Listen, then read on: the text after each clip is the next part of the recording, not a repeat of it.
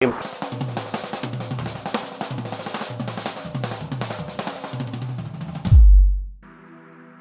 guys, it's Saturday, 2nd of May, a beautiful day in Dublin, and it's time to release episode number 13 of our All Jiu-Jitsu podcast. Our guest today is Irish black belt Darragh O Conaill, an accomplished competitor, coach, and the owner of East Coast Jiu-Jitsu Academy here in Dublin.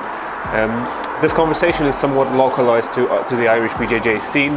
Both of us kind of belong into the same community, but hopefully the issues and the concepts that we discuss in this conversation will be relevant to more people around the world.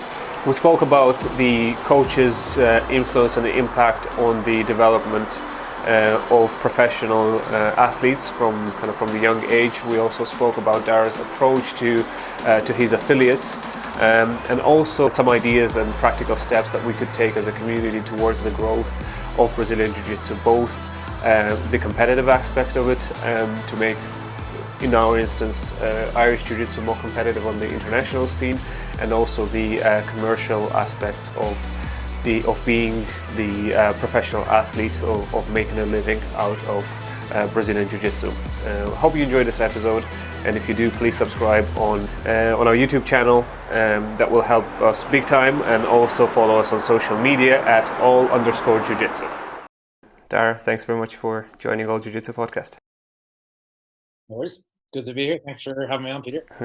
You're the second person next to Sam McNally now that I could have, in theory, had an in-person meeting with.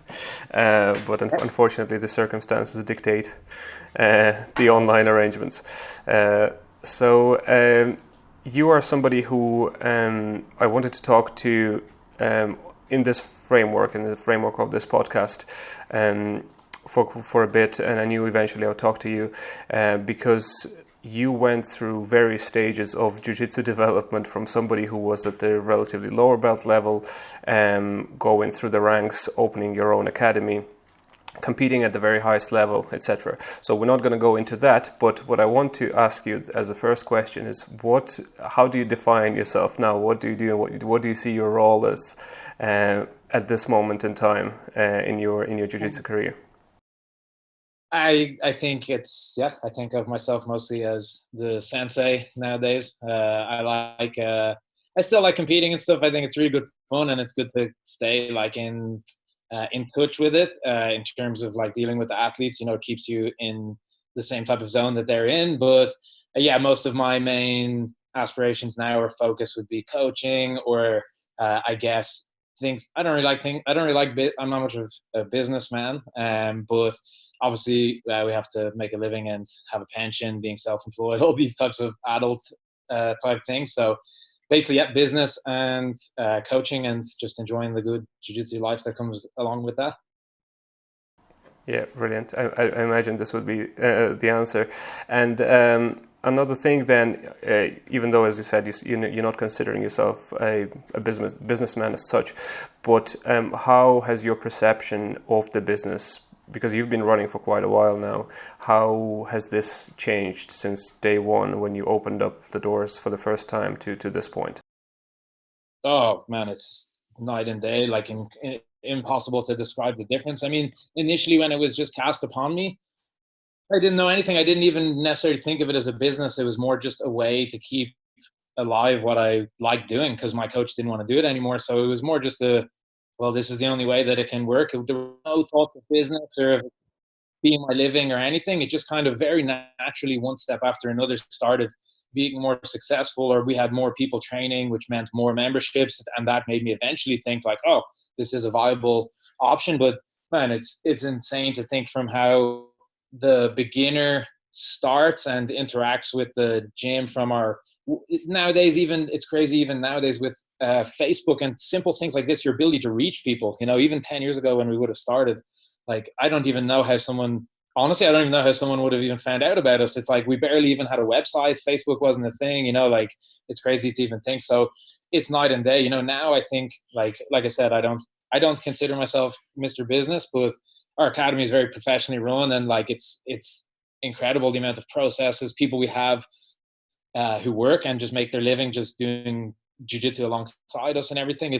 I can't even begin to I wouldn't know where to start, because we were just messing around at the very start, and just bit by bit by bit, eventually, 10 years later now, you have a fully functioning, like, success. I guess I hesitate to, I don't like to blow my own trumpet or whatever you want to say, but I guess it's a successful business. It's just been thriving, getting bigger year after year. So, yeah, it's nuts to think it's just all naturally happened, just step by step, I guess. I never really, particularly planned any of it, I suppose you would say. Yeah.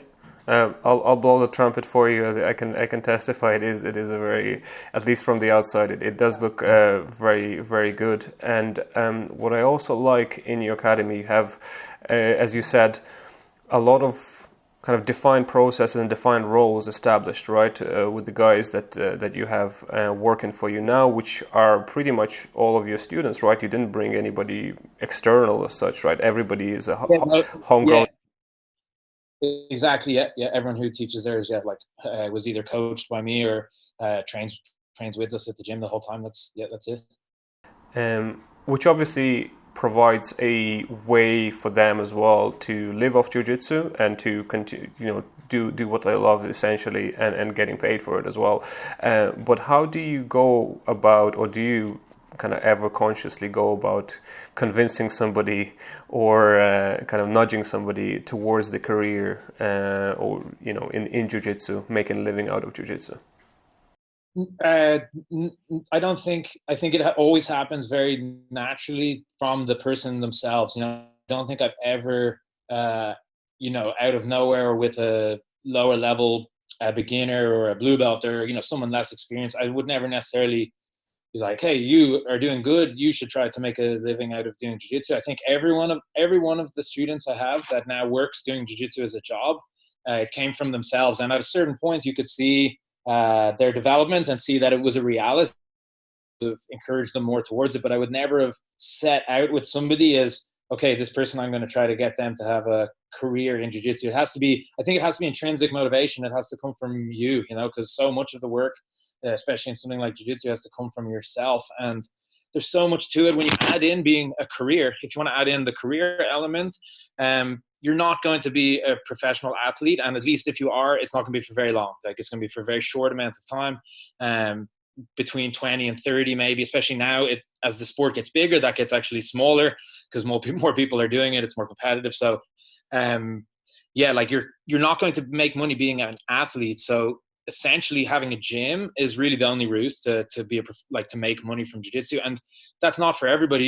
You could love training and competing and fighting, but not only teaching, the energy you have to give to other people, and just actually teaching in and of itself, then that comes with that is the business. Like, I like teaching and I like doing jiu-jitsu classes, but I also have to do a lot of things that I don't necessarily want to do or I don't like to do. So, a career in jiu-jitsu is a very, very difficult thing. And it's something I've seen probably as many people try and fail as I have seen people actually fully succeed. So I would be very hesitant to, really try to convince anyone to do it. It has to come from themselves, and, they have to realize it's going to be a lot of work, out of a labor of love, obviously, but there's a lot of things that go with the career that isn't just teaching a class or rolling with people. There's so much more than that, as obviously yourself, you have a gym. So yeah, for sure. And yeah, that part of probably the best you can do is inspire people, right, by example, and to say that you can do something with it.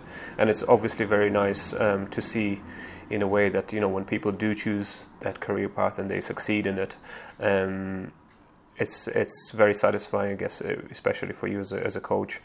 And then another question I have for you then, in relation to your academy and how it has changed over the years, is I see it kind of in my academy, which is fairly young. I can see it on a smaller scale, with the belt progressions, but you have grown from somebody where you were the highest belt at the purple belt, I believe, when you started.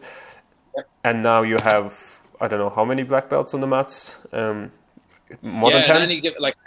I have 11 black belts myself that I have given out, and of those, there's at least 5 or 6 that are for sure, that are in our academy. And in any given class, there's probably going to be at least 2 or 3 black belts on the mat. Like in any given class, could be 5 or 6, but yeah, always like at least 2 or 3. Myself, Theon, Marcus, Sam, any of those guys, and then some of the others. So yeah, I mean, it's ridiculous. You know, I remember the days when I was a brown belt and Sam and Marcus would have been a blue belt. And if a black belt came to like visit and train with us, like it was awkward for me being a lower belt, because I was like, oh, like I even felt weird teaching the class being with someone that was a higher ranked under me. Then all of us were always so like curious to try to train with them. And then now the situation is so normalized. You know, if a student comes in, they see Fionn, they see Marcus, they see me, they always see black belts. It's such an attainable thing. It's like, and we have different black belts also who are just casual practitioners. Not everybody is a professional, like jiu-jitsu athlete competitor. We just have, you know, your average hobbyist who've reached that level now too. So you have such a big spectrum for the beginner to see and see that this is something attainable. Whereas before, if they came in, there wasn't even a black belt in the room. So how can we even really, you know, how can you even really trust this guy on the most basic, you know, type of level or whatever? But yeah, it's mad. You know, I don't think even, it's not possible for the students now to appreciate it. Like they have no gauge to appreciate it. I often feel strange,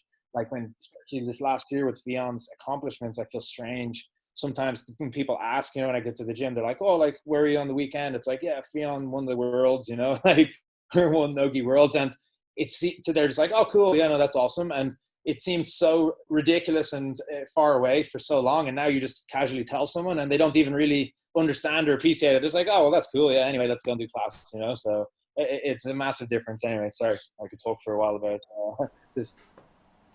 No, that makes sense. But what I see in this as well is a testament to kind of perseverance and the consistency, right? Because this has changed literally in the space of 2 years, right? So you go where you're at the only black belt, but because everybody has started roughly, you know, at a similar time and stuck to it, right? If you have guys who started 10 years ago with you when you were purple belt, they were white belts.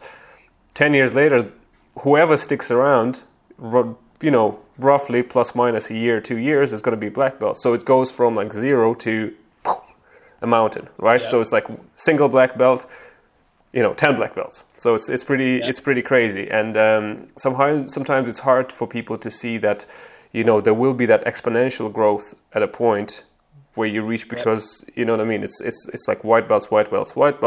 Now everybody's blue belts. Now everybody's purple belts. Now everybody's black belts, and that mountains has just suddenly grown. So so you mentioned it kind of normalized now. You feel like it's just kind of business as usual having that many black belts, but that change, that big jump, what did you see in terms of your own perception of things, in terms of like being inside the academy, and also for the guys that are pursuing this as a career, to seeing that changed literally, as I said, within 2 years, having a single black belt to having 10 black belts? Yeah, I think in terms of, you know, the biggest difference I've found in relation to there being more black belts or whatever on the mat consistency is there's a bigger hive mind. That was how I describe it. Like at first I would have been the only person with like a higher level problem solving ability, right? With my own particular take on whatever based on my experience. Now we have 5 or 6 people of that same type of level who can problem solve and figure things out, and all have their own different, you know, style or experience in jiu-jitsu. So I think we have a much bigger collective amount of knowledge. I'm specialized in certain positions in jiu-jitsu, as you know, all black belts would be. Marcus is different at something else. Sam is different at something else. Fionn is different at something else. So we have a much bigger hive mind, and then this means for the students below, okay, the level below that, there's way more reach to that like bigger depth of knowledge, because there's 5 of us rather than just 1 of us. And if someone comes in motivated, intrinsically motivated themselves, I actually believe now you don't even necessarily need one head, like particular head coach. If there's 6 to 7 black belts with an enthusiastic blue belt to train with every day, they have a big enough scope there to develop themselves. So I think that's what's made a big difference, is how it sounds strange to say that it means I have to coach less, because I don't have as much. As you have more students, it's harder to reach each individual person. But if you have more black belts who are at the same level as you are, or have the same depth of understanding, it just makes a bigger learning pool. Does that make sense? So I think that's kind of the main thing I've noticed, is it's way easier for people to get better without me having to directly do anything like I would have had to before. So we have a bigger kind of that's the main thing. And then in terms of the competitors, what it's definitely allowed us to have is a way better environment for someone who's a blue or a purple belt to become, like you said, a professional or whatever, because every day you have in your training, what you're given training, you have 6 or 7 roles. You can do, if you're a blue belt, a hungry blue belt, you can do 6 or 7 roles with black belt, black belt, black belt, black belt, black belt. And every day you're getting better and better. So, you can see the top level, and you're only at the certain rung of the ladder. So, hey, if I can do good against this 5 different black belts that I see all also doing good in competition at their respective level, well, if I just stick with this, these guys are proof of the system. I know that if I can do good against these, then against just some blue belt that I'm fighting against, I can probably do good. So I think the 2 main things is, like I said, the bigger mind. We have a bigger problem solving mind, within the gym. And then also for the people who want to compete, if you're a good blue or purple belt, the training is going to be so good for you because there's so many more people for you to aspire to beat. Originally, it was just me. Now there's 6 or 7 others. Like, if you can beat me, so what? Try beat San Marcos and and Fionn as well. It's like you have a much deeper pool for people to climb through, and it just makes the level higher and higher. And like I said, without almost me even doing anything, it just kind of happens within the structure of what's going on. Yeah. So to date, you have thus created the environment which basically that perpetuates the growth, and now almost weight off your shoulders to an extent that weight is spread between different pillars in form of other black belts and up in coming brown belts. So you have different leaders essentially within your team now that people can go to, which again essentially can expand the base then. And it's easier to manage a larger group, let's say, so which again perpetuates further success within the academy. So then my question is in relation to your, let's say, additional role, because there's not a debate, but still kind of not fully unified view on what the leaders, the sensei's actual role is, right? You have your jiu-jitsu problem-solving skills, right? Yep. That's undeniable. Is there anywhere else that you see your role as educational role in any other facets of life? And I know, so just to preempt some of the, obviously, I'm a firm believer that everybody should stay in their lane in a way in terms of what they specialize in, but you have the guys that are now following your footsteps in terms of their professional career. They do want to learn jiu-jitsu, so you have some form of authority there in the aspect of jiu-jitsu career. So not talking about the guys that are just there for casual purposes, right? They're training. I said, I would imagine, I said, just based on what I heard from you previously, is, you can teach them jiu-jitsu, you can give certain parts of wisdom to them, but other than that, it's, that's their life, and a lot of them are smart individuals themselves. But when it comes to professional athletes, the pro group, do you go anywhere beyond just jiu-jitsu? Or do you see your role as going anywhere beyond jiu-jitsu?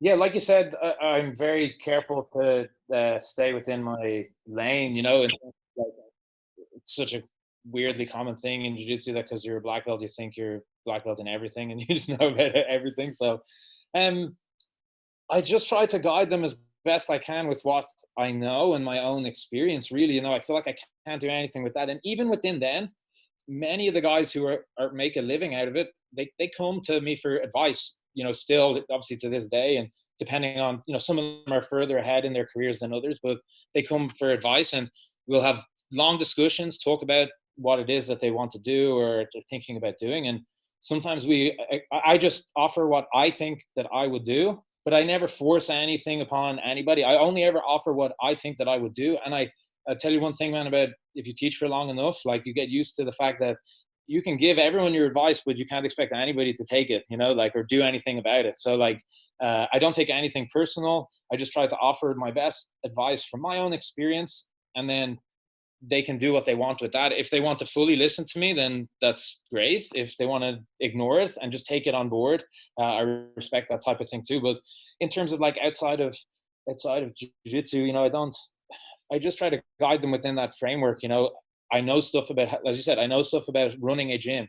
I know about turning a gym from not very many students into a lot of students. I know about how to coach someone else to be good at doing competitions. These are my skill sets, and I can help them within that. But even then, you can only bring the horse to water. You can't make them do anything. So if I think communication is huge. Communication between you and especially your professional athletes, the ones that invest the most, is so important. To communicate back and forth with what's going on, and I think that's all you can really do, is just communicate and just try to offer my own advice based on my own experience. I don't really know what else I can do in that regard. Does that answer your question, or does that make sense? It does, yeah. And so you mentioned that people do come to you for advice, and could you just give me like an example of a type of problem somebody would come with to you that you would try to help? Again, fully understanding that you can only provide your opinion and something, as you said, you would do, which doesn't necessarily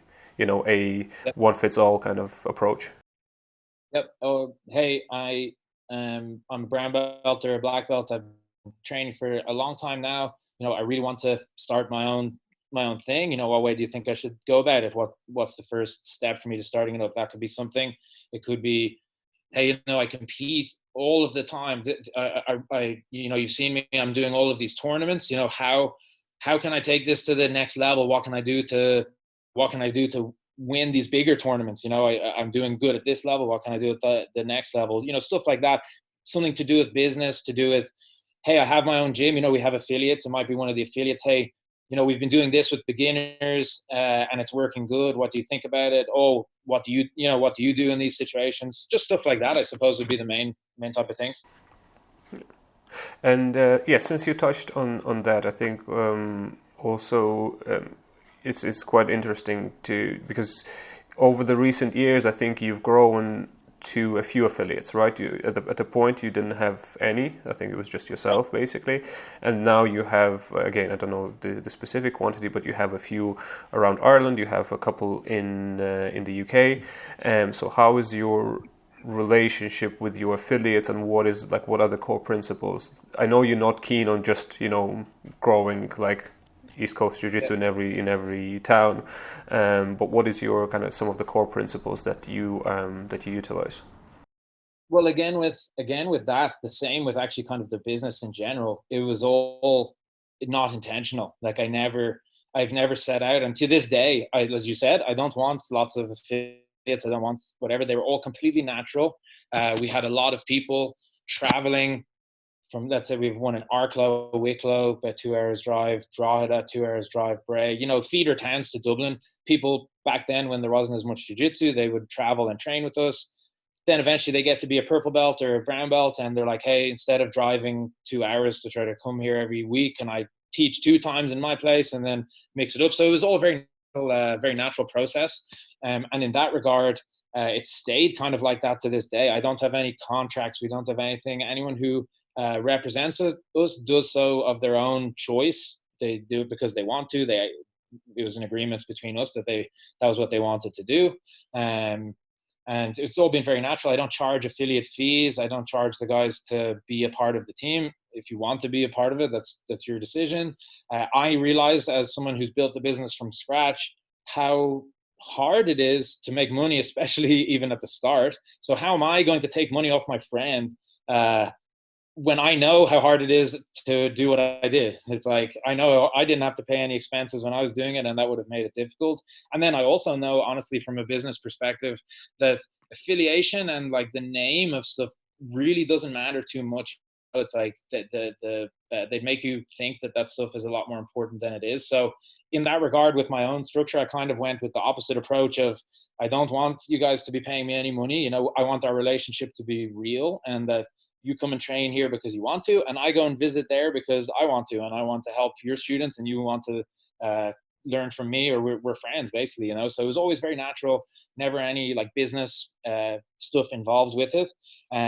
And that's pretty much, kind of our protocols with that. In terms of how they structure their classes and what curriculum they teach, I leave everything up to them themselves. Again, if they have questions or they want to ask me how I approach something, I'll gladly share.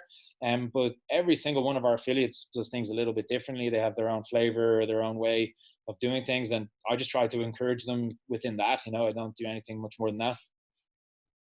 Yeah, and again, I think if I understand you correctly, your approach stems from your purpose and from your kind of original goal, because it's not focused. Like, you didn't say, my plan is to grow to this number of affiliates. Well, you would only really do that either to make money, which is a fair choice, okay, if that's what you pursue. But if your goal is slightly different and you say, it's not actually my goal, and if it does happen, then so that kind of dictates, the decisions you take about whether it's charging affiliate fees or dictating something, and so on, right? Yep, exactly. Yeah, and I mean, the only the other thing that's good about having a lot of schools, aside from making money, is you have a much bigger ability to affect more people with your jiu-jitsu program, I suppose. And then you also have a bigger talent pool for potential people who like competing. You can just reach more people and catch more people in your net. So that's a good knock-on. That's a good accidental effect, is we have more gyms, so there's more potential talent. And then also, I don't know, the reach of the amazingness of jiu-jitsu is larger. You affect more. That would be more one of my longer term goals, honestly, now, since you were asking that before, is to be able to affect as many people positively, like through jiu-jitsu, as I can. Just that's my thing in life, is jiu-jitsu. I love jiu-jitsu. I would just like to affect as many people positively and get them to get something out of it, like, as possible. And having more affiliates, I guess, kind of allows you to do that. But again, the main thing for me is that it's real, that we train with each other, we're actually friends with each other, and that's the priority above who's giving who money, or who wears whose patches, or who does all these things that people get mad about. Yeah, it makes a lot of sense. That being said, obviously, like, I'm also a fan of this approach. Like, if I had to do something like this, I'd probably take a similar path. But as I said, that being said, it's not, throwing the stones at somebody who decides to grow a massive multi-continental organization, right? And I believe... Not at all. No, not at all. Look, to be honest, sometimes I sit there and I'm like, damn, if you work it out with our affiliates, if I was charging, it would be a nice bit of change, So, like, on the other hand, like, if everyone's got to make money, you got to live and do all these things. So I'm not begrudging anyone doing anything. Everyone has their own models, their own interests. Do whatever. I'm just saying what I like to do myself. I don't begrudge anyone for making money or for being a businessman. That's not at all what I would do. Again, it's like everything, like jiu-jitsu techniques themselves, right? There's rarely right or wrong. Is different, right? You know what I mean? Yeah, exactly. Yeah. So again, that does make a lot of sense. So another kind of thing we discussed in one of the prior episodes of this is kind of the economy of jiu-jitsu, right? So you mentioned that you have a few of your guys who opened up their schools in and around Dublin, right? So different locations, Wicklow, Bray, Drogheda, etc., etc. But now you are in a position where you have a number of black belts that do live in Dublin, right? So they're not from the outside, and then potentially you have more and more, people coming through the ranks, finding themselves in a position where they're really good at jiu-jitsu, and they're looking at an options, right? So, okay, especially as it's a different even self-perception from when you're a teenager and you're really good to, you come into your 30s, maybe past 30, and you're still really good, but now you have to make a choice almost. Okay, do I want to pursue this on a kind of enterprise level, or do I kind of give it up and keep it as fully as my hobby and do something else? So the way I see, and I think again I might have discussed this previously, the way I see situation, specifically if we talk specifically in Dublin, there's one big problem in Dublin, which is real estate, right? It's not even the number of schools and the saturation of schools. I think, again, I'm a firm believer that there's still so many people out there that don't know anything about jiu-jitsu that you could fill like multiple. You can take all the schools in Dublin or elsewhere, multiply them by 10, and still fill them if you do the right things. But the real estate is the problem, right? So you encounter this type of situations, right? So what do people do, and how can people progress into doing something creative? Or is there an answer to this, or we just say, listen, we'll figure it out? So how do you go about the situation where, as I said, for whatever reason, there's no capacity to open just infinite amount of schools, which would be kind of ideal situation, right? Yeah. So, sorry, just to be clear, what the situation is, we aren't able to open any people. You can't guide people towards opening academies. What should they do? Well, it can be problematic, no, and not because there's too many schools, but for some whatever other reason. But you find yourself at the situation where you're at the crossroads, opening a school, doing something else. So, what else can people do to apart from having a school? Apart from having a school, yeah. And I haven't seen too many people be successful with anything other than online instructional type things. And for that to be successful, like, you have to have unprecedented competition success, like ridiculous competition success. And then you also probably have to have a really good personality too. So like, that's a very, very niche in and of itself. So man, apart from having a gym, like having an academy is really the only, and in my, that's just as far as I have taught. I'm not saying there's not potential. Like you talk to Sam teaches in the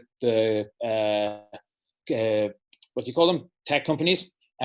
So stuff like that. I never had thought of an idea like that, or would have thought of that. And, it's obviously a completely viable method. But other than just having a gym, it seems to me at the moment very difficult. Private lessons are few and far between. Sponsorships are nothing like what anybody would believe that they are. They're almost useless, to be honest. So like, winning tournaments pays a little bit of money, but geez, you'd want to be bloody good, So I don't think, you're so right, man. The problem in Dublin is finding a location, and then also a location that you're going to be able to develop into for the amount of time. You do not want to have to move, or especially in your first couple of years, as you guys experienced, that's a hard situation to have to shift, then find somewhere new. So yeah, it's really difficult to find anywhere that's going to give you in Dublin, I'm talking about, that's going to give you a long-term lease that won't have a break clause in it, that are going to say, hey, in 6 months we can throw you out. Like, they can give you a 5-year lease, but there can be a 6-month break. So, apart from having a gym, it's very, very difficult. Honestly, I don't want to be pessimistic, but what do you think? And again, this is something that I don't expect a specific answer for. It's like or any answer at all. It's something that I see. Kind of my goal is over the next several weeks and through these conversations to try to suss out different ideas for people, because I'm personally concerned. If I'm looking at the industry and I'm looking at so many good people coming through, finding themselves at the crossroads and not being able to, having to make the choices other than loving jiu-jitsu, but having to go elsewhere because there's so. Again, I don't have the answers. I have ideas, but I don't have the answers, because idea is only as good as implementation.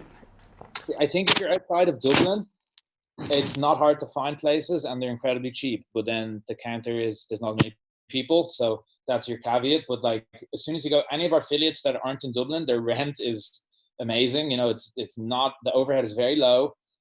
You're in smaller towns, so there can be an advantage to that in terms of the community element. But in terms of starting up in Dublin, like, you really need to be starting with some capital, or like, you do not want to get in debt, because it's going to make it stressful, and you're not going to like it, and you'll probably just pack it in terms of that business side of things. So Dublin, it is tricky, man. It's very, very, you got to start slow, and very, very slowly build it up, which is why, to be honest, in terms of a career, like, and nothing's impossible, obviously you can do anything at any stage you want in your life, but the amount of time it takes to build it up, you want to be starting young. You definitely want to be starting, like, the younger you can start, the better. It gives you more time, but it's going to take a while to build it up, man. Rent is crazy, and as you said, it's hard to find places. So I don't understand discouraging about it. I do think people can make a living doing it, but yeah, you gotta be ready for you gotta be ready for what.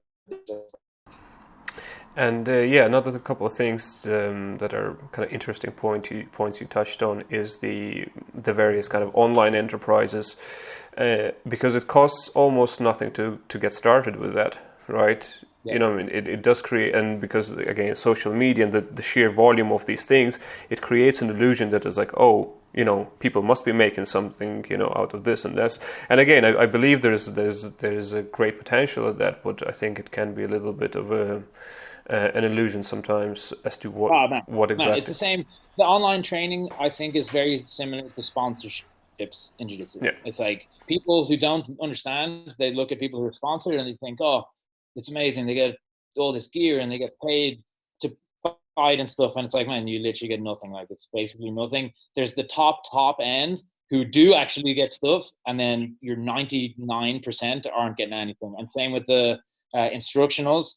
I'd say there's really only like a very small amount of them that are making good money that you could actually just live off of that. And then the rest are like, just hopefully they'll pick up. And, you know, it's kind of a free thing to delve into, as you said. It's like there's no harm to make a site and put up all your techniques. You know, it's there, and eventually if someone wants it, the platform is made. So, but yeah, I don't think, apart from the biggest names that you see, like, you know, I don't think anyone's really making too much money out of online training in that type of. Yeah, it can be a good injection of cash into your life, I guess, at a certain point, but by no means it's a life-changing capital. Well, it can be if you get a few grand and you invest them smartly and you open up a school, you know, it can be life-changing to a certain extent, but it's not just on its own. You know, if you don't consider it as a potential investment, as starting capital for something bigger, on its own, you say, oh, I'm just going to rely on this inflow of money from this venture. Yeah, it's a hard, and again, you don't need to be a genius or a rocket scientist just to make some basic calculations. What do you think sell for? How many people you think are buying these? And, you know, probably. Yeah. You know, divide that by 2 because you're probably thinking too much. Because people mostly like free stuff. Yeah, and then there's always overheads with anything, whether it's just the data storage online, to someone editing the videos, to all these. There's all smaller little things that you wouldn't necessarily think of, and then not to mention like the amount of bloody material out there. You know, like there's so much material out there, and the most that people are charging for that stuff is 20, 25 a month, roughly. I don't think much is much more than that. Like, if you let's say you have 100 people on there, would be a lot to have. It'd be a pretty good start to have 100.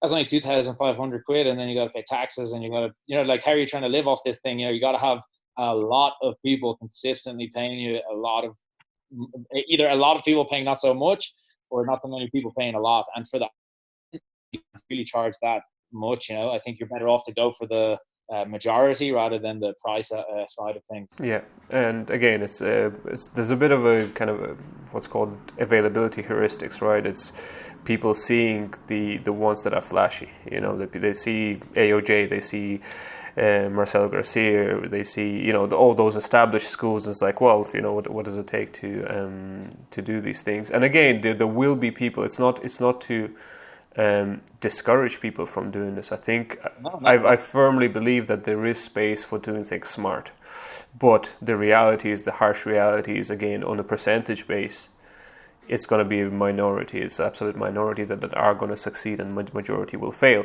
And by all means, I think if you have the right mind, the right skills and determination to do this, you might be one of the ones who will succeed. But again, you need to be realistic that you might fail, and you know, and it won't be you won't be an outlier for failing. You'll probably be an outlier for succeeding.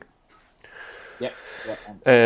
And again, part of this kind of this series, again, we're trying to get some ideas and information to enable probably a little bit better success. And you've also mentioned that you know, the sponsorships can be quite minuscule in terms of, again, unless you are the superstar of the sport. So how have your relationships with the sponsorships have been to date, and what do you think we can do to enhance them? So for the most part, I was sponsored by Tatami. I still am. Have been for I think 8 years now, and it always worked incrementally. Like from the most majority of people would have a sponsorship deal where all that happens is they get sent free gear. That's pretty much it. You might get a few gis, you might get a few rash guards. Maybe they'll pay for you to enter, so like just like the actual entry fee of the tournament. Like that's like the entry level for most people. I would have had that for a while. As I did better and got more exposure and, you know, had a bigger online following, you know, that's just the reality of it. As I got more exposure, they gave me better contracts, basically because I could reach more people. That's kind of how it all kind of works, is like that. But for the most part, yeah, like jiu-jitsu sponsorships are mostly the other way around. The company is using you. The company is using you to advertise and do free, essentially return. In terms of like, you know, there's only one or two people I know personally that make half decent amount in terms of like actual wage, like being given actual money. Like here's actual money that you can do what you want. That's like, you know, few and very, very, very, very, very far between. So I don't know, what can you do to increase do you mean what can you do to increase your chances of getting a sponsorship, or what can sponsors do to help more? Not necessarily. So I'll kind of again throw some of my thoughts into this. I think we are as a community too fixated on the existing ways of sponsorships. I think in some way we're only scratching the surface of what's available out there and again, because if we you know stay with the same approach of okay, I'm going to go and I'm going to ask the, you know, jiu-jitsu gear company to sponsor me, that's probably going to be, you know, all you're going to get is your gear, you know, and as you get exposure, you know, the old guard will, you know, retire and now you're getting, you know, sponsorship as you progress. So this kind of natural cycle. But these guys, and I think again some of these discussions we've had in the previous episodes, these guys they have obviously limited resources to sponsor. They can't sponsor everybody. And another big point is what again I think people are missing often is all of us that are dreaming of getting sponsored by these companies, we are their customers. We need to buy this stuff. You know what I mean? They can't sponsor everybody. There'll be nobody to buy stuff otherwise. Yeah, so it's like in your head you can say, oh, well, it doesn't cost them anything. You know, it's just free gear and stuff. But it's like, yeah, but that's free gear that you are now not buying. So not only they're sending you free stuff, but you are also not buying from them anymore, whereas in the past you were. So, you know. I think the irony of, so as I said, a lot of this stuff is, I have always said I have had what you would consider a very good contract with Tatami, that like compared to what most people would have got. But at the same time, I have a gym. I sell Tatami gis. I've given them way more money over the years than they ever gave me. I feel like my sponsorship is like an overall like 20% discount or something. You probably work it out as, you know, like it's like you have to sell gis at your gym, and it's actually probably more in their interest to have me than it is for me to have them at this point, because I give them X amount of sales per year, and they just give me a very small amount of that back, if that makes sense. So like, yeah, it's not. But again, why would they do otherwise, right? You know, because it's Oh no, sorry, yeah, I'm just saying it's just it's not at all. It's so far from what people would see, you know. To be honest, like the companies that I feel like in terms of how getting more out of sponsors, the better sponsors are people that have nothing to do with jiu-jitsu and are patrons, you know, like someone who's your student, who's a bloody rich lawyer, or like has some other tech company or business that has capital to invest in terms of, like, I don't know, they get tax breaks if they give some sort of money or something, and something like that is probably actually a better idea. Something that's nothing to do with jiu-jitsu. They don't particularly care about exposure in terms of like people finding out about my bricklaying company or anything, you know, like whatever. They just want to help because they themselves enjoy the actual sport. You see that a lot in New York, man. In New York, there's so many Brazilians that can live and train there because at the gym there's someone who's very wealthy and really likes jiu-jitsu, and that's their way to give back and invest, you know. And it's not to do with, oh, I think that loads of people are going to see my brand, or, you know, they might put their brand on the gi, but it doesn't really matter, you know, like no one's seeing that. So I think that's probably actually realistically a better way to, is like a patron kind of style. Does that make sense? And that's, I guess that's exactly what I was getting to. Is aside from traditional means, it's those type of relationships outside of jiu-jitsu. I think that's where we as a community have to look for additional capital. And as you said, it could be in the form of some kind of donation, patron style thing. And as you said, where wearing somebody's symbol on your gi becomes completely secondary. Do you know what I mean? So your the value that you're given to these people is either as kind of satisfaction sentiment, where they actually, they buying that satisfaction out of sponsoring and supporting a young athlete, up and coming talent, or what I'm also thinking of is somebody, all the sponsorships that you look at. Like what we need to do, I think, is look at other sports, because the other sports have been established for a long time. What are they doing and how those sponsorship relationships work with? And a lot of the times you see the sponsorships coming out of what the companies are paying for. It's not for you to wear something on your thing, because a lot of the times that uniform is non-existent or thing, but people buying an opportunity to talk about yourself. So if you are an inspirational figure in the world of jiu-jitsu and you have a story behind you, somebody to be associated with you and have an opportunity to show off the fact that they are sponsoring you, I think this is where the real potential capital is, and where we can, eventually tap into. No, I agree. I definitely agree. Now, again, I wouldn't know how to necessarily go about it. I'm just talking idealist terms, but like I've seen it in some smaller degree in like Eastern Europe or some places like that. You'll see companies sponsoring gyms or athletes individually that are companies nothing to do with jiu-jitsu at all, and it's clearly not about like as you said, it's clearly not about that anyone cares about this steel company that's written on a gi. It's more about the company wanting to support and be associated with like you said, a hardworking athlete that they want to talk about you, or they want to promote you as kind of part of their vibe of business, I suppose, or their kind of attitude towards it. So I definitely, I've seen it on certain in certain places like New York and some places in Eastern Europe, and I think like you would see it. I remember when I played football when I was younger, like schoolboy football.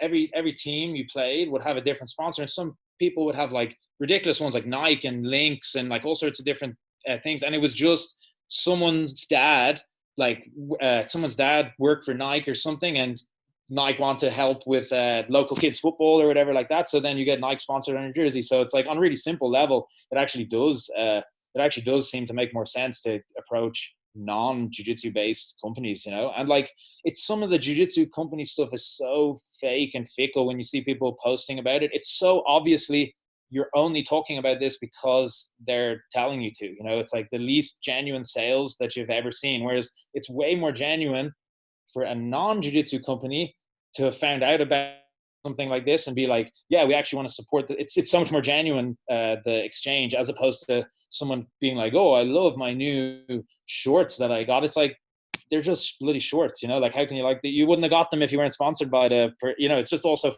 fake, I guess. Whereas it seems much more genuine.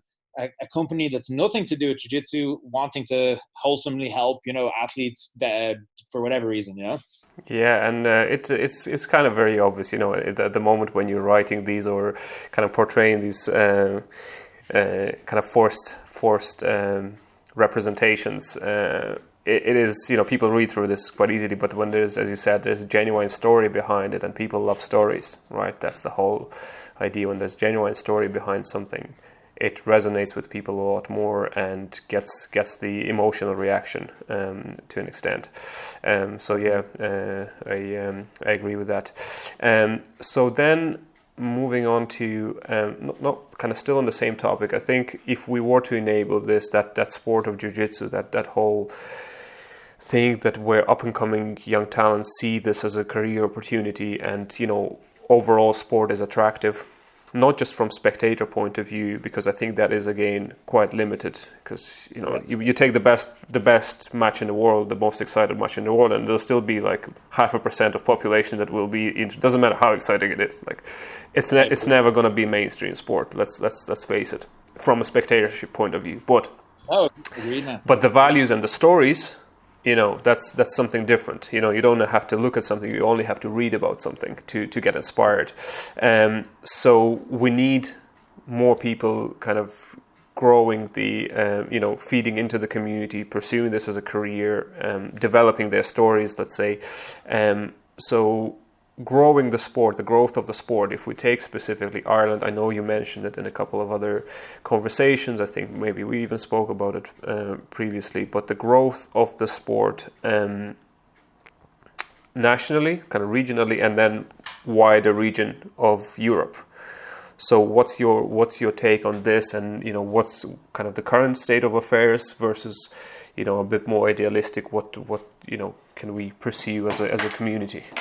Yep. I think I think of all this type of stuff in relation to competition for the most part, because competition is what drives the sport forwards. Competition is the sport, you might even say.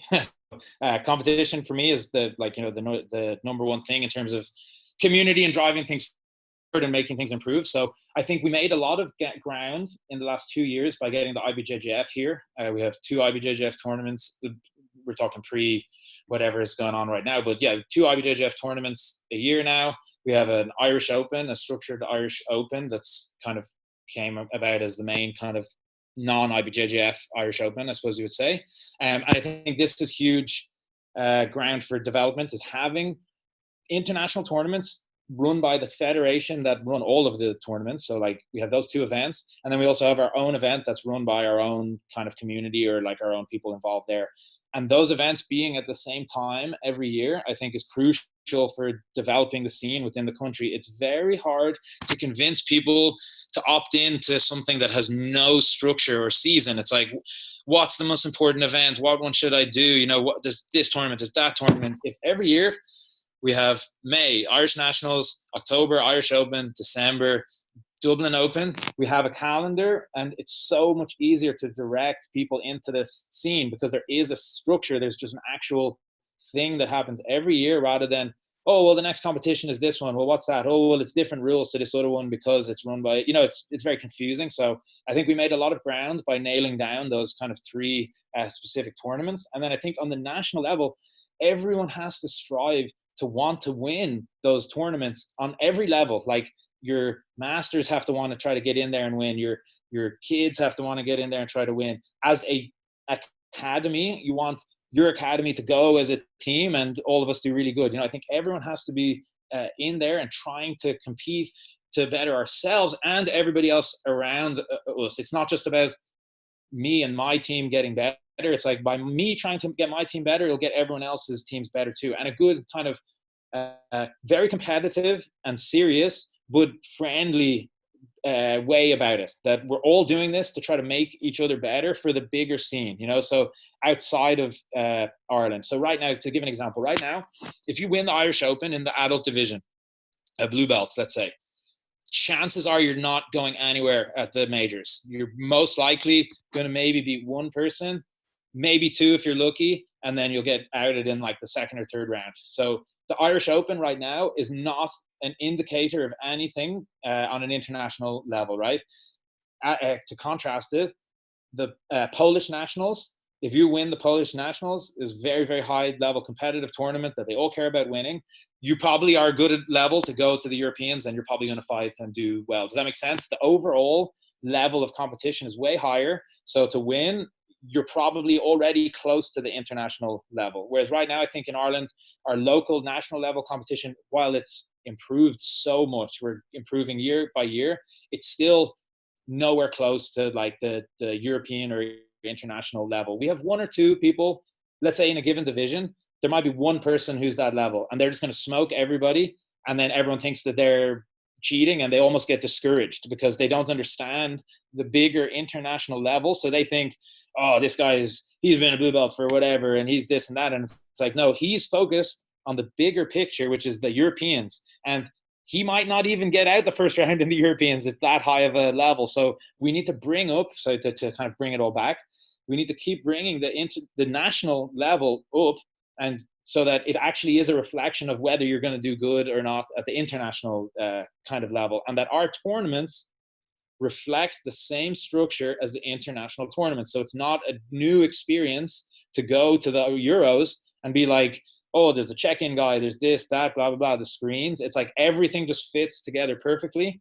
And we build this up from, the national level. So I think it all starts with, around Ireland, coaches and athletes, coaches encouraging their athletes to compete, to better themselves, and that we all kind of try to actually win and be competitive about it. And that's just kind of how it drives forward from there. Does it sound like it makes sense to you, Peter? It does. I never really thought about it this way, to be honest. I never put it, especially around the structure and the kind of almost seasonal structure. It does, like now that you vocalize it, it does make a good bit of sense.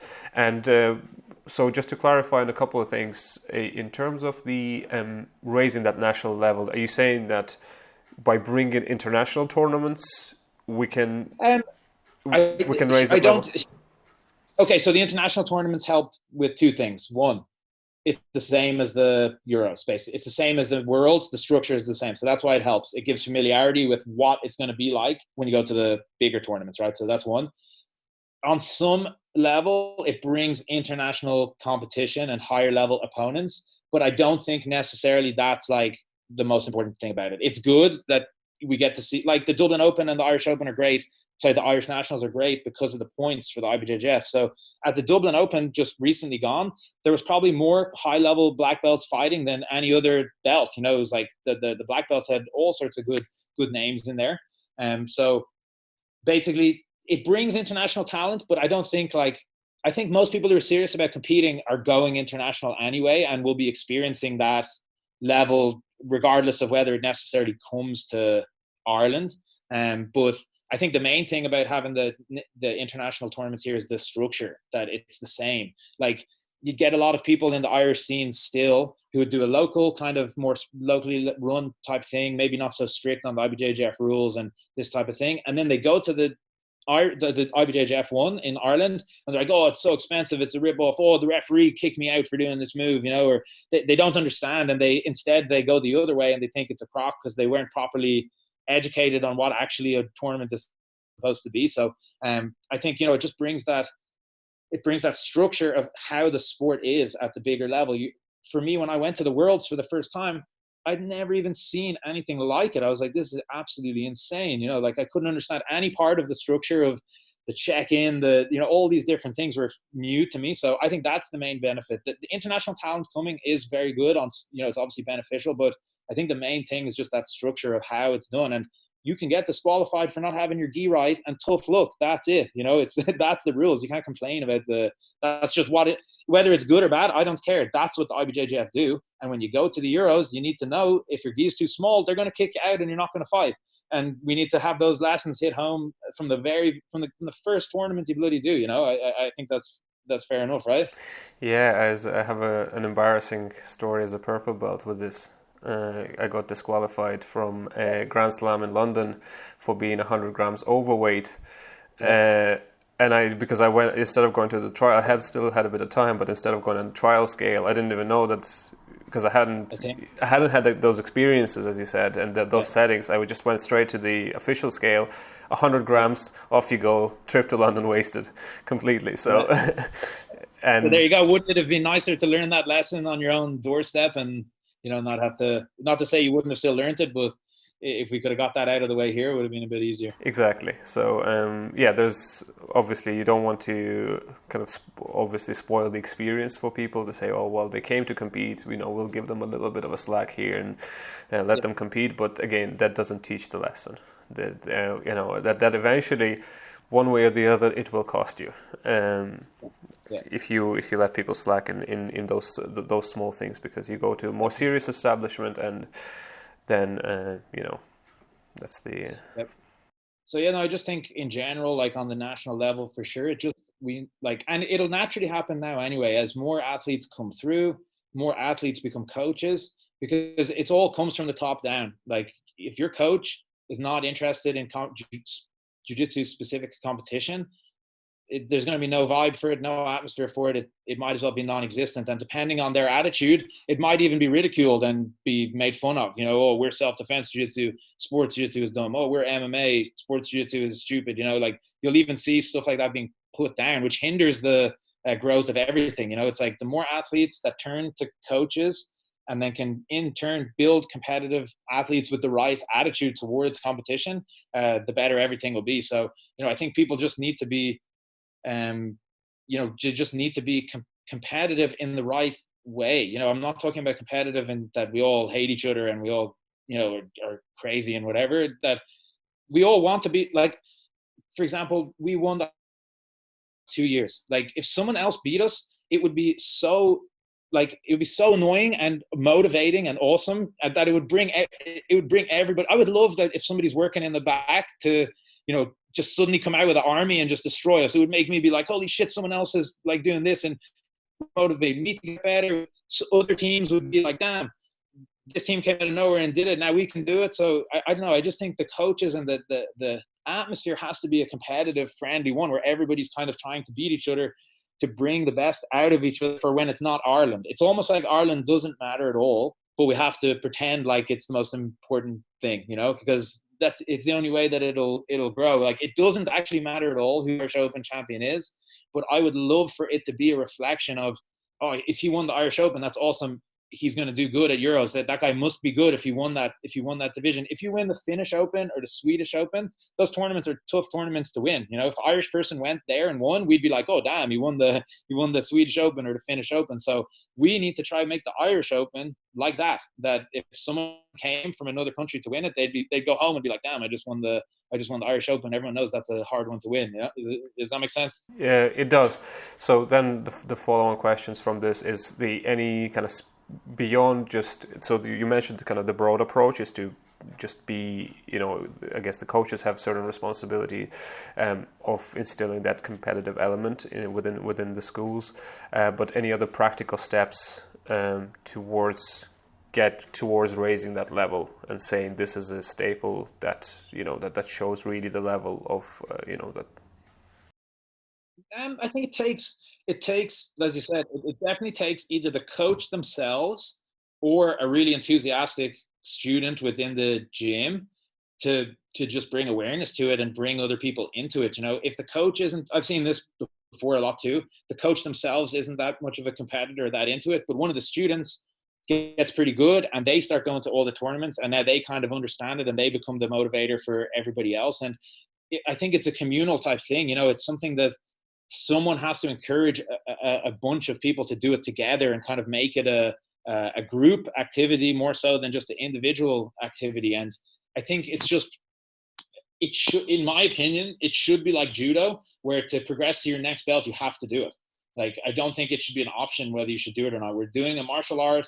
We all train real fighting every day where we really do actually roll with each other. Why can't you just do it 1 or 2 times with a bit more pressure? You know, like, it's good for you. It's good for your development as anybody to do a jiu-jitsu or not. I think it should just be part of it. So I just wish every coach understood that it should be part of it. You know, you're doing martial arts. You're learning to better yourself.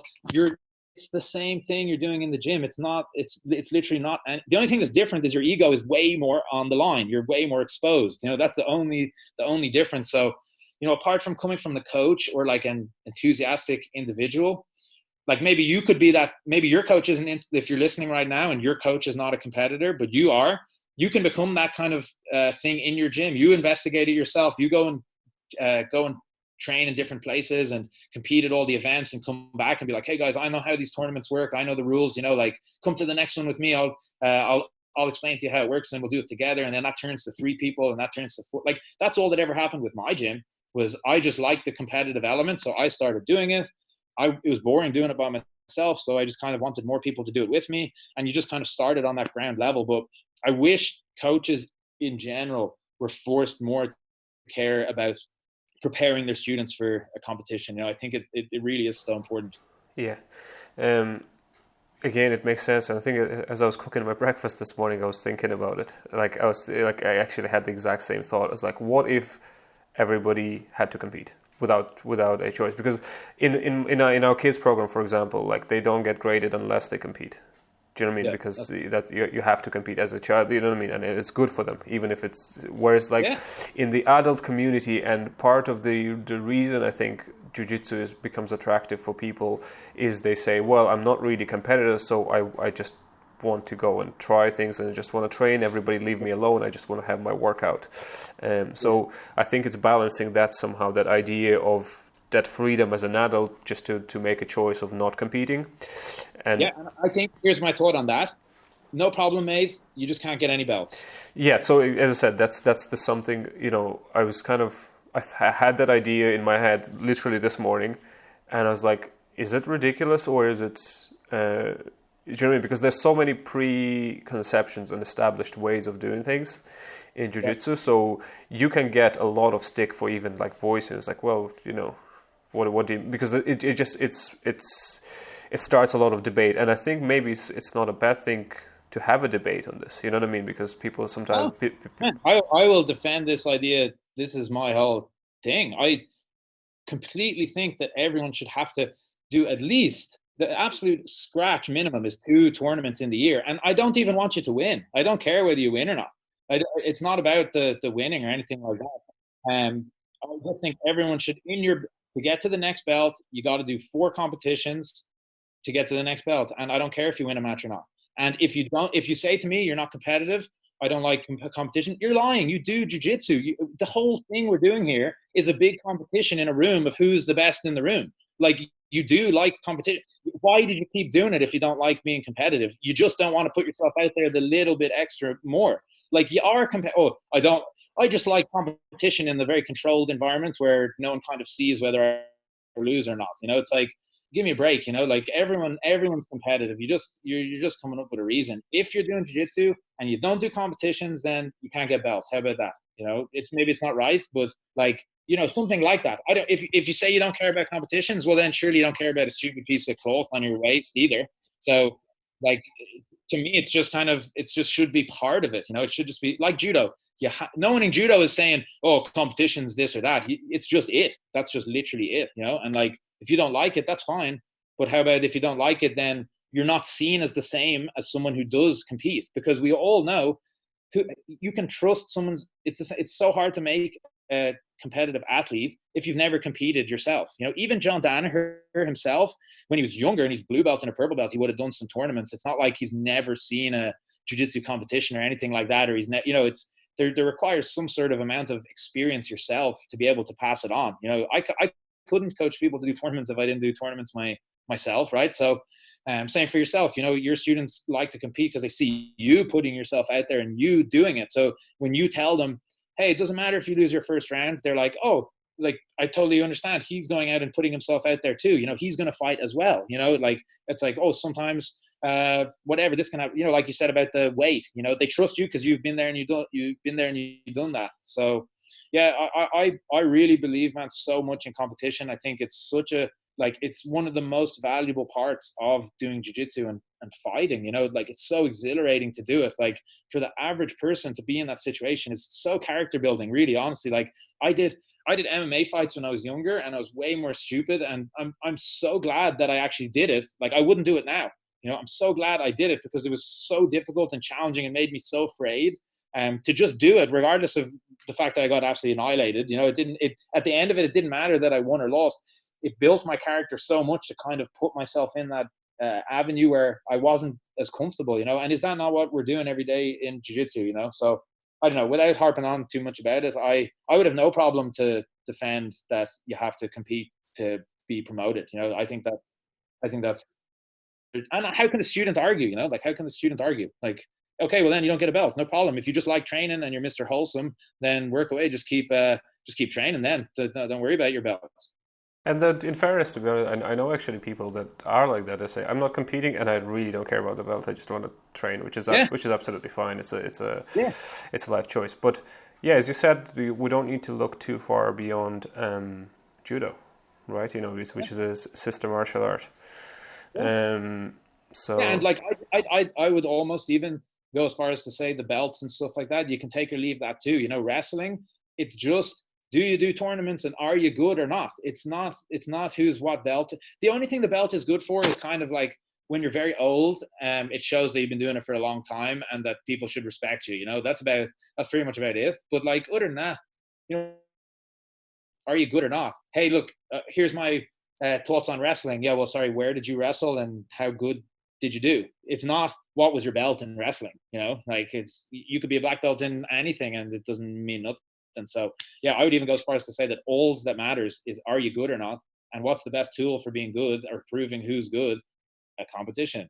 So like, there you go. Yeah, me being from Russia, I know exactly what you're talking about when it comes to wrestling and the value of So yeah, you knew exactly who was good or who was bad. We never measured anything by any titles, like whether it's a black belt. You don't need to wear a special hat to show who's the best. Yeah, so it's a constructed set of stories that we've created the structure. And again, there's certain benefits to having that structure, and just differentiating your approach, and there's certain things that go with it. But essentially, if you strip it down to the essence, right, it's how good you are at jiu-jitsu, and you know what I mean. It's the belts are awesome because it's so bloody hard that it keeps people motivated.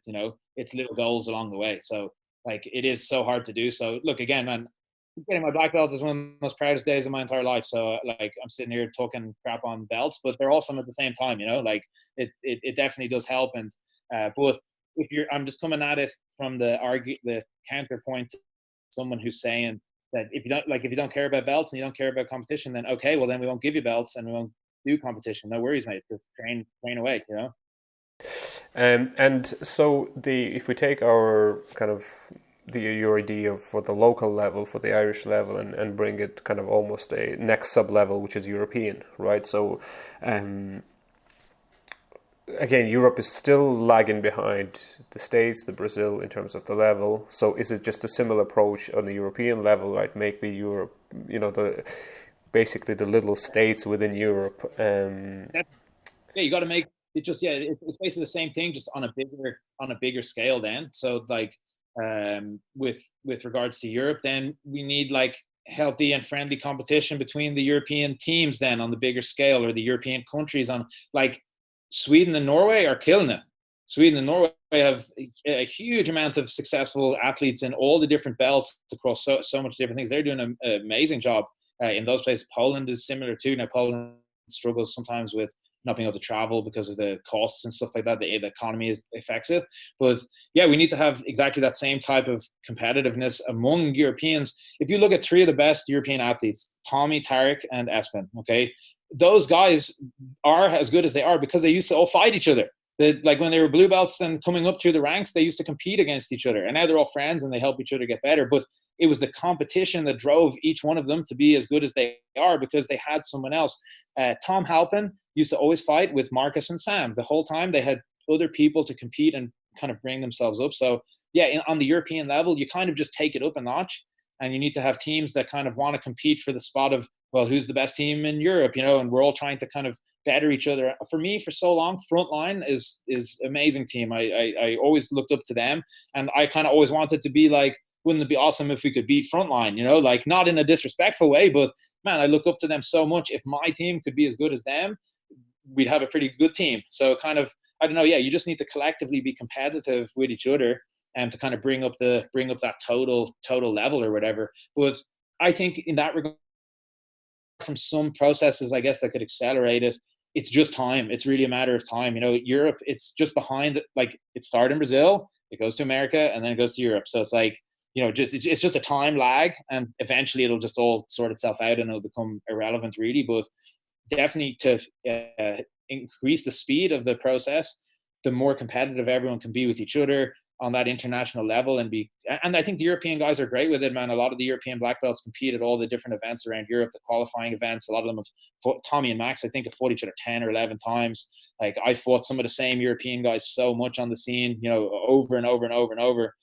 So yeah, I think it's really, like, as you said, it's just the applying this idea to the European scale. Like, hey, let's be really competitive in Europe so that when we go to these other places, it's not unfamiliar, and we're just as good, and that's what people say about Brazil, right?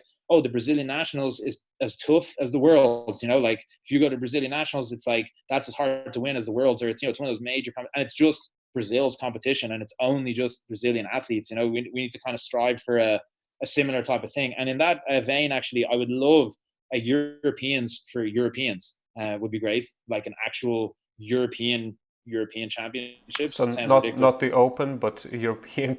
What is the alternative to the Open? Closed? Yeah. Well, the alternative is to actually have a European championship. It is what it says. It's the European championships for, in soccer, you don't have Brazil playing in the European championships. In no other sport, actually, I don't think you have people who are not from Europe in the European championships. But not that I think that the European Open is a bad thing, but I would love also for there to be a Europeans for, like, let's see who is the best person in Europe. Let's see who, when we just have Europeans, what's going on there. And I think that would be a huge step for building that competitive drive, because then we have a way more clear vision of, wouldn't it be so interesting if it was only Europeans, like which country took the most medals, or which country, across all belts, masters, everything, like, which country's jiu-jitsu is doing like that. And I think you'd find a lot of people would prefer, you could convince a lot of people easier to compete in a European closed than a European open, because it's like, well, it is only European countries, you're not going to get some crazy Brazilian kid, or you're not going to get some American guy. It's only, we're all kind of in the same pool together, Yeah, because at the moment all these championships, they have certain names, whether the title of a European, world, or so, but it really just depends who shows up on the day, right?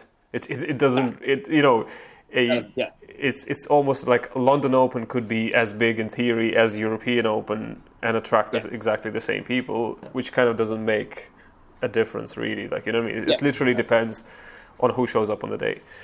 Whereas if you have something like, as you said, a European closed, perhaps it would carry more value. So I don't know. Could be an idea if somebody's listening to this day. Yeah, I mean, like surely that just has to be the way the sport progresses in general. Is that that if you have a Pan Ams, it's Pan Ams, and if you have Brazilian nationals, it's Brazilian people competing. Like I don't see any other way for it to be. That's just, I feel like it makes it so much easier to understand the structure of everything too. It's a bit more black and white as well there. Yeah, I mean that's the way Abu Dhabi are approaching it, and ADCC as well, right? Yeah, exactly. A region by your continent or whatever, or Abu Dhabi go further, and we'll break it down to individual. UAE, I guess I should say, we'll break it down further into your individual country and stuff like that. So I think that's it. Like, I competed at the World Pro a few times, and I always did infinitely better than at the IBJJF World, because you're just fighting a guy from a specific country. You're not fighting.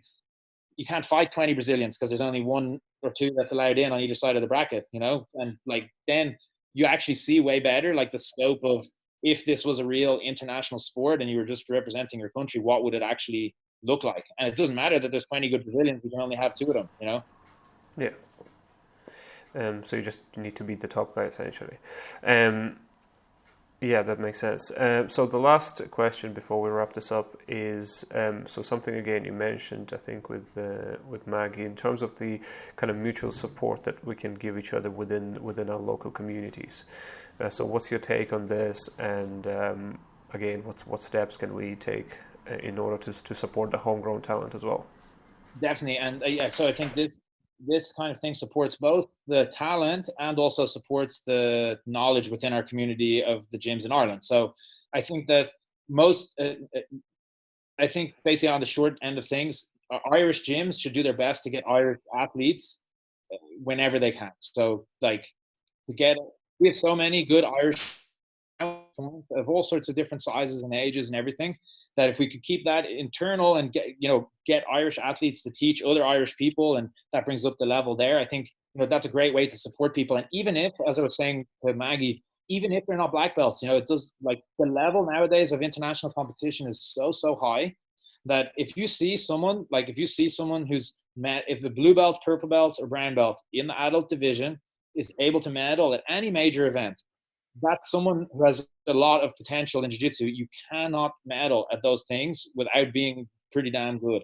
And your own academy should try to support you, whether it's through internal fundraising things, in-house competitions, or anything like that, donating proceeds to athletes. I think our own community in and of itself could do, we still get a lot of international people to come and do seminars, where just as easily you could have gotten an Irish person, or you could have gotten someone who's, from within ourselves. So I think, the more we could support people by getting them for seminars and this types of thing, especially if they're an athlete, not someone who has a gym.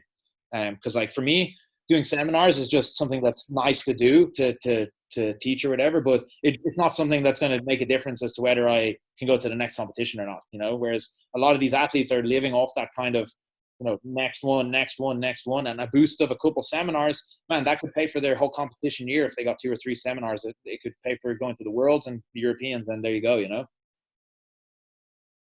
So I think, just try to support people, and don't worry about whether they're whatever belt, or, whether they're blue belt, purple belt, or brown belt. If you see someone who's doing good in competition internationally, just try to support them, because they can probably help you and your students, and you also will help them a lot too. So just try to, if wherever you can, keep it to Irish people, or someone or someone who's your friend, and just try to help them out. And I think too, if an academy or a coach is serious about having a competition team, you do have to look yourself at investing yourself in the actual athletes. I've put a lot of money and a lot of different stuff into my own athletes myself, because there isn't these support networks to get seminars and stuff like that. And these are investments that don't come back to you in the form of money. They're investments in, as we were talking about, people's skills, or someone with potential.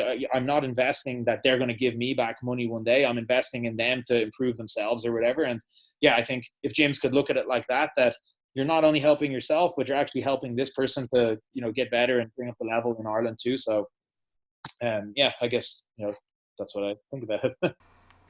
No, that makes sense. And I think, again, there are certain responsibility, because a lot of the times, especially people within lower belt levels, they can be a little bit shy about their skill sets. And, especially, people for a long time, it's been hammered into kind of almost know your place. You know what I mean? Your lower belt, go through the ranks and then speak. So, which again, there's some merit to that, I guess. Probably a lot less than people, some people want it to be, but so I think people who are in the position of some form of leadership, whether you're a gym owner or head of maybe some other countries have formal associations and stuff like this too. I think these conversations need to happen, because you might have this idea in your head or within your gym, whereas like somebody else doesn't even, like you said, if we haven't had this conversation, you know what I mean, how do you know that somebody has maybe a similar idea or a different angle onto the topic? And so I think some form of communication needs to happen within the local communities as to how to. Oh, look, we've tried. We tried. I don't know how many years ago now. It was a good few years ago now. Myself, John Kavanagh, Andy Ryan, Barry Oglesby, Liam. Kind of like your main kind of like, it's that group of black belts, I suppose, has expanded a big amount now. You would have way more people involved in such a discussion. But we tried to get together kind of like a basic kind of federation, Irish federation, for exactly like what you said. And then you would have regional people in charge of regional development. So say someone like myself or yourself would visit different gyms and teach seminars for no profit, for the benefit of the jiu-jitsu, and then the federation would pay back, or just all sorts of different, as you said, all these different conversations that can happen where people might have ideas but they don't act on them or express them or share their beliefs. And I'm very good at certain things, but I'm useless at other types of things. So like I can definitely be valuable in certain ways and not valuable at all in other ways. And when we all come together like that, I think for the benefit of the community, all of us together can make a way better. Like Barry and Liam can do unbelievable things with organizing tournaments that I don't even have a clue where you even start.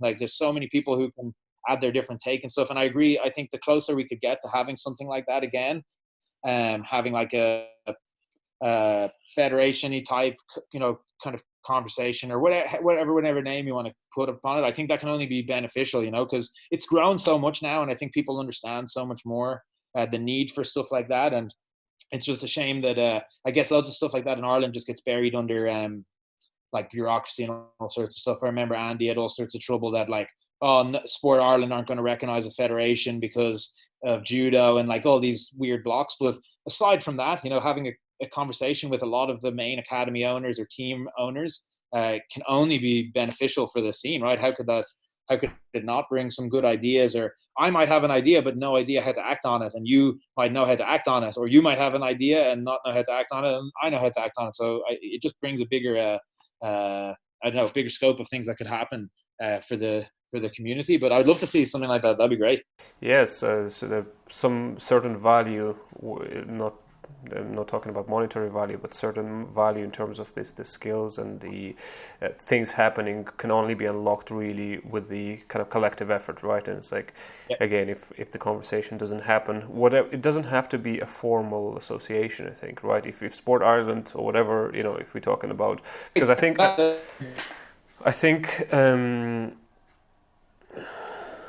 we back? Yeah, sorry. I think a lot of the other countries are facing the same issue, where the jiu-jitsu is not a recognized sport. So Ireland is not unique in that regard for sure.